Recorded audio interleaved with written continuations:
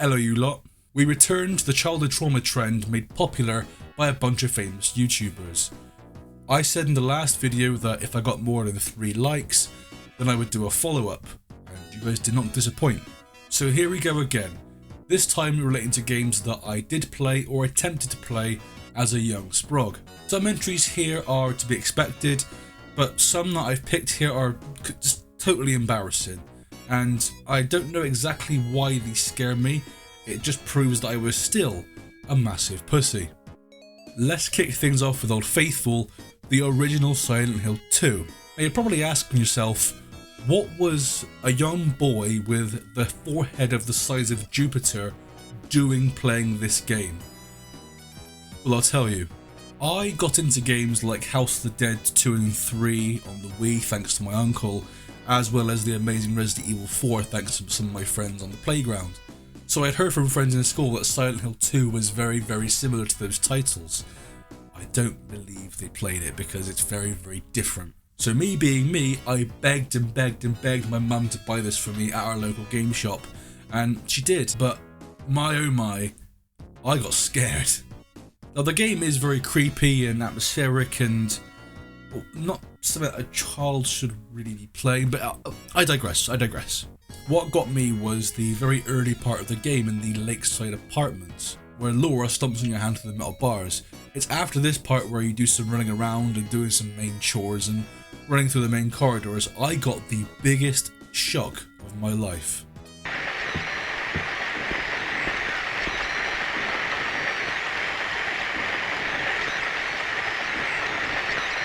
Bloody Pyramid Head shows up out of nowhere, just staring at you. There is no jump scare, there is no charging after you down the corridor. He's docile, just there, stood there, waiting for you with the radio blaring. Well, you've already guessed it, I was scared, and I quickly turned off the PS2. Now, for someone who, at the time was far too young to understand the context of what Pyramid Head is or represents, I was absolutely petrified that this thing was going to, well, chase me throughout the game, chase me throughout the hallway, and it resulted in nightmares about him for a while. Mum took the game back in the end, but it's alright, I rebought it. Leaning into Resident Evil territory, there are a few instances where some titles, got a fright or two out of me. Initially I was going to choose the startup screen for the OG Resident Evil from '96, or the reveal of Lisa Trevor in the remake. But what really got me good was the horrific... I'm ill, can you tell? What really got me was the regenerators in Resident Evil 4. Resident Evil 4.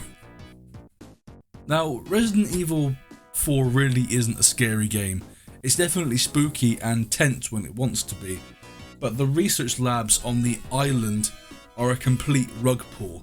It starts off very action orientated, infiltrating the island. You've got to deal with JJ, the massive, turret gun wielding bastard. You've got to deal with him as well. Ooh, you're hard, showing off. But it's all about the build up when walking to the operating room. There are no enemies, just you and the eerie metallic groans, where you walk into the operating room to find one of those hideous things on a bed.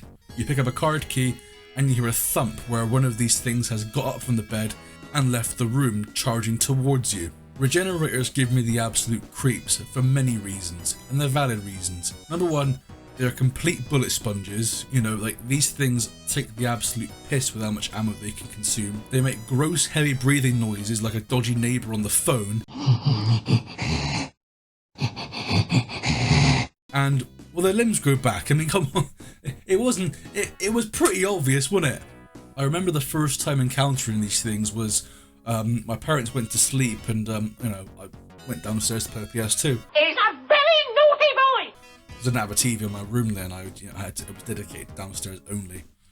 And I got to that part, and when I shot its leg, it jumped up at me, and I have never screamed like that in my life. It was absolutely just, jarring to me. I ended up hiding in the attaché case menu for a little bit to try and devise a plan to try and either kill this thing or get out of there. And after a few attempts of trial and error, I thought, you know what, I'm just gonna leave this thing on its own and run away from it. to then be ambushed by another one in the corridor. Shalom, shalom. Horrible fucking things, and they are worse in the remake. They are 10 times worse in the remake, even the Iron Maidens. Safe to say though, going upstairs to bed that night was a bit of a challenge. Hello, Jackie. Oh, you look nice. Going into softer territory now, I played Mario 64 for hours on emulator and of course that really great DS port. It's one of those titles that made a fairly lasting impression on me as a young kid. And you know, yes, the piano part was scary, the Deep Waters Dar Dar Docks and the Jolly Roger Bay area creeped me out a little bit, even that massive eel. But something else scared me. And no, it was not some sort of random creepypasta, you know, made by somebody in his spare time, saying, oh, every copy of Mario 64 is, you know, tailored towards you, all that malarkey. This is going to be very embarrassing, but the two things that scared me were two paintings. The Bowser portrait in the first boss area, I don't know why it made me feel scared, but it just did. I think it's because really his cold eyes sort of stare at you, and it's very, very unsettling. And the other painting is the portrait in the basement that takes you to the lava reef. I mean, that portrait is just downright evil, and every time I play this area, I would sort of like hold my face away from the keyboard and, you know, just close my eyes and eventually just jump in. I thought, okay, I'm in there now. And it was just bloody horrible. I just had that horrible feeling of nothing's gonna happen, but it was in me just, I don't know how to describe it. It was just, I think it just looks, you know, like downright menacing. I have no idea. I mean, I'm not scared of it now, obviously. Well, this last entry will probably make you all laugh, and honestly, I don't care. Who here has played Echo the Dolphin?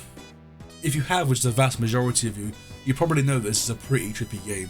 I first played this when my parents bought me a Mega Drive plug and play just hooked to the TV for my 6th birthday.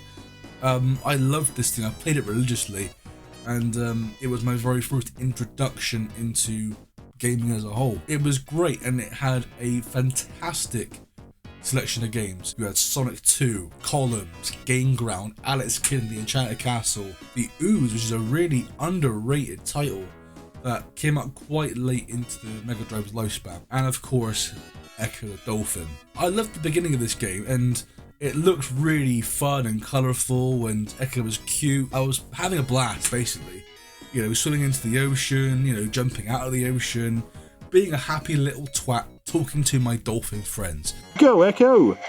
You dolphin-faced fucker, go on. Oh, look at all your friends. When one challenges you to a jumping competition, and when you got high enough, I had the biggest shock of my life.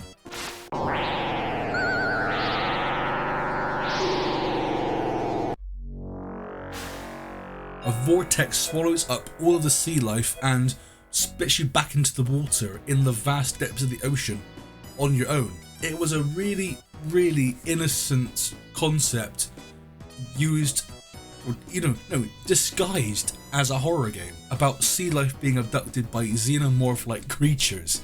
And it's just like, oh god, I was creeped the fuck out. The more you progress, the darker the water gets, and with a very limited air supply, you could easily drown.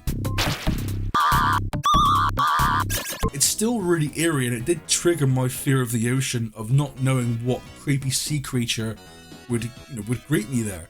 And I hated it.